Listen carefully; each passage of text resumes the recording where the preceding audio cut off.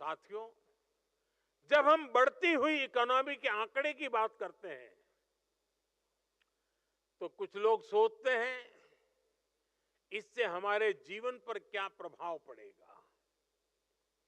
सच्चाई ये है कि जब इकोनॉमी बढ़ती है तो जीवन के हर स्तर पर उसका सकारात्मक प्रभाव पड़ता है।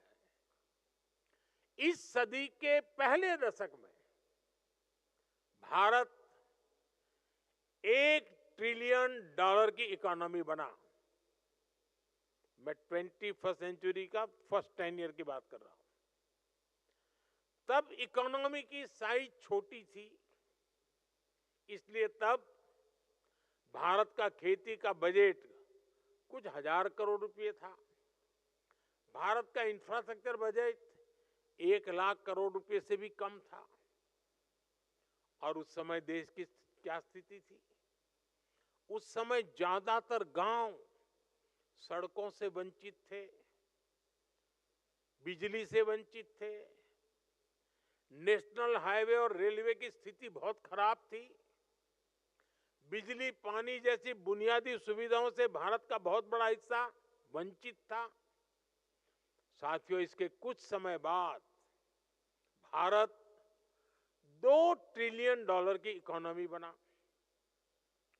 तब भारत का इंफ्रास्ट्रक्चर बजट 2 लाख करोड़ रुपए से भी कम था।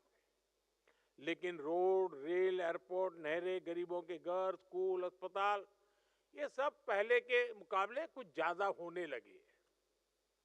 फिर इसके बाद भारत तेजी से $3 ट्रिलियन का इकोनॉमी बना। नतीजा ये हुआ कि एयरपोर्ट की संख्या 2 गुनी हो गई। देश में वंदे भारत जैसे आधुनिक ट्रेनें चलने लगी। बुलेट ट्रेन का सपना जमीन पर उतरने लगा। भारत ने दुनिया में सबसे तेज गति से 5G का रोल आउट किया। देश की हजारों ग्राम पंचायतों तक ब्रॉडबैंड इंटरनेट पहुंचने लगा। 3 लाख से अधिक गांवों तक सड़कें पहुंच गई। नौजवानों को 23 लाख करोड़ रुपए का बिना गारंटी वाला मुद्रा लोन दिया। मुफ्त इलाज देने की दुनिया की सबसे बड़ी योजना आयुष्मान भारत शुरू की गई। किसानों के बैंक खाते में हर वर्ष हजारों करोड़ रुपए सीधे जमा करने की योजना शुरू हुई।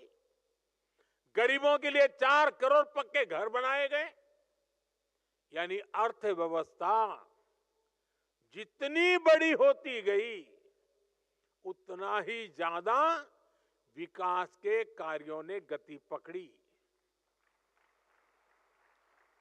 उतने ही ज्यादा अवसर बनने लगे। हर सेक्टर में समाज के हर वर्ग उसके लिए खर्च करने की देश की क्षमता उतनी ही बढ़ी। साथियों, आज भारत करीब करीब $4 ट्रिलियन इकोनॉमी है। इससे भारत का सामर्थ्य भी कई गुना बढ़ गया है। 2014 में जितना इंफ्रास्ट्रक्चर का पूरा बजट था, जितने पैसे में रेल, रोड, एयरपोर्ट सब बनाए जाते थे, उससे कहीं अधिक पैसे आज भारत सिर्फ रेलवे पे खर्च कर रही है। आज भारत का इंफ्रास्ट्रक्चर बजट 10 साल पहले की तुलना में करीब 6 गुना अधिक है। 11 लाख करोड़ से ज्यादा है। और इसका परिणाम आज आप भारत के बदलते हुए लैंडस्केप में देख रहे हैं। ये भारत मंडपम भी इसका एक खूबसूरत उदाहरण है।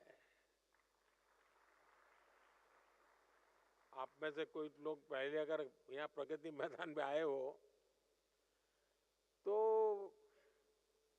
मेले लगते थे बीच में और देश भर के लोग यहाँ आते थे। टेंट बना करके काम चलता था।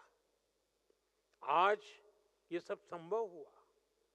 साथियों, अब हम यहां से बहुत तेज गति से $5 ट्रिलियन इकोनॉमी के पड़ाव की तरफ बढ़ रहे हैं। आप सोचिए, जब हम 5 ट्रिलियन तक पहुंचेंगे तो विकास की स्केल कितनी बड़ी होगी, सुविधाओं का विस्तार कितना ज्यादा होगा। भारत अब इतने पर ही नहीं रुकने वाला।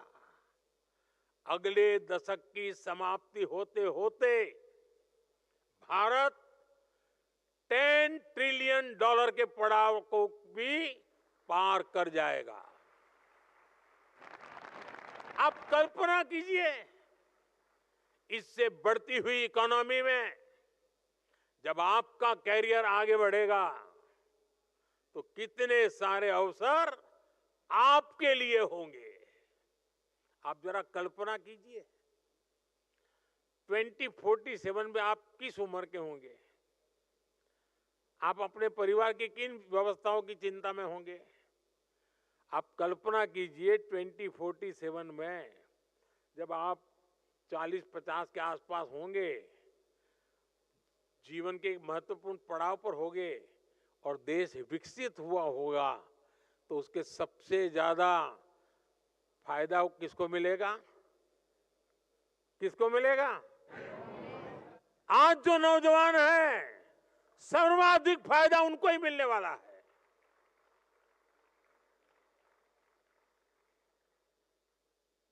और इसलिए मैं आज आपको पूरे विश्वास से कह रहा हूं, आपकी पीढ़ी न सिर्फ देश के इतिहास का सबसे बड़ा परिवर्तन करेगी, बल्कि उस परिवर्तन की सबसे बड़ी लाभार्थी भी होगी।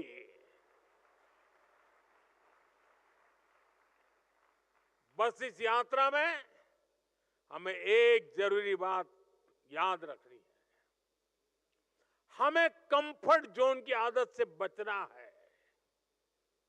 यह स्थिति बड़ी खतरनाक होती है।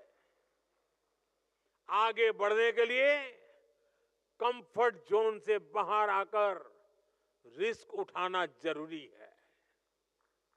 इस यंग लीडर्स डायलॉग में भी युवा अपने कंफर्ट जोन से बाहर निकले, तभी यहां पर भी पहुंचे। यही जीवन मंत्र आपको सफलता की नई ऊंचाई पर ले जाएगा।